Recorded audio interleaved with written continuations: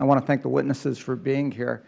I would echo some of the concerns or thoughts of my colleague from Indiana.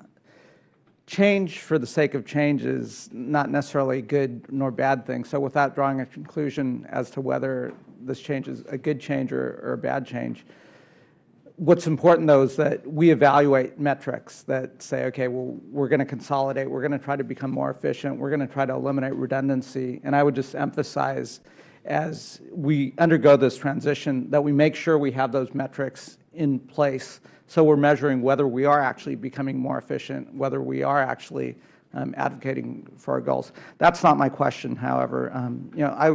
Listening to Mr. Kennedy, I also have a concern. We've been hard hit in the recession, and particularly in that workforce that is in their 30s to 40s. Individuals that are well educated, individuals that received an education and training that prepared them for the 20th century workforce. Unfortunately, we're now in the 21st century and things are rapidly changing.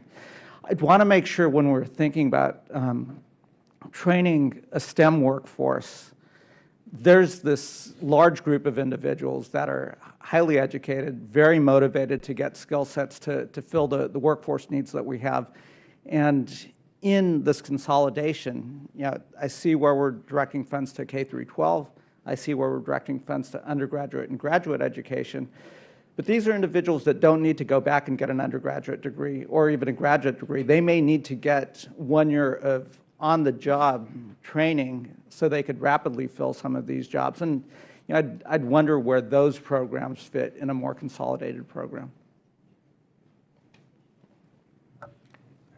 Let me first resoundingly agree with the concern you expressed about metrics. And if you look at the strategic plan, there's really a tremendous amount of analysis that's gone into the specific question of metrics and what metrics we expect to use for all of the programs that are ongoing. So we completely agree with that.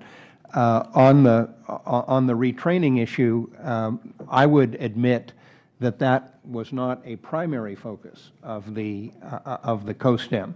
And the primary focus was, as you point out, K through 12, now changed to P through 12, that is pre-K through 12, undergraduate education, graduate education. That's already a very big agenda, but the retraining question is an important one, and one in which I think there are a lot of efforts going on out of the Department of Labor and elsewhere. But maybe my colleagues have more to add on that.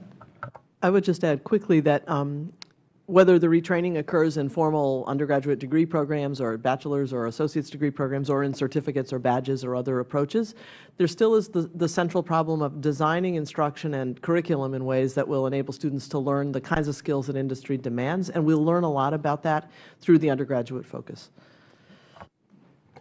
I think Joan and I were at a conference last week, and we saw this whole fusion of the social world with the academic world with the workplace world, and how do we get kids to start thinking about themselves, bridging these different gaps. The arts are in there too. And so I think one of the things that we took back, and this is a 5-year strategic plan.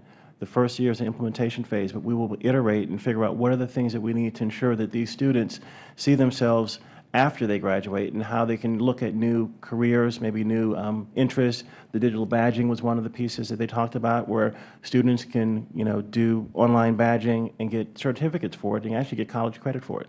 So how can we use those types of things also in this new paradigm? Well, I would add, as you go back and consider the changes that will be taking place, that we don't just think about the folks at the beginning phase of their life, as well as those in undergraduate and graduate education, that there really is an incredible talent pool here of individuals that we can rapidly train. And we probably do this most efficiently through public-private partnership, where we go, in my own community, we have a large Intel presence, and they're very much engaged in, both going into the K through 12 classrooms with Project Lead the Way and some of their programs there that they're funding.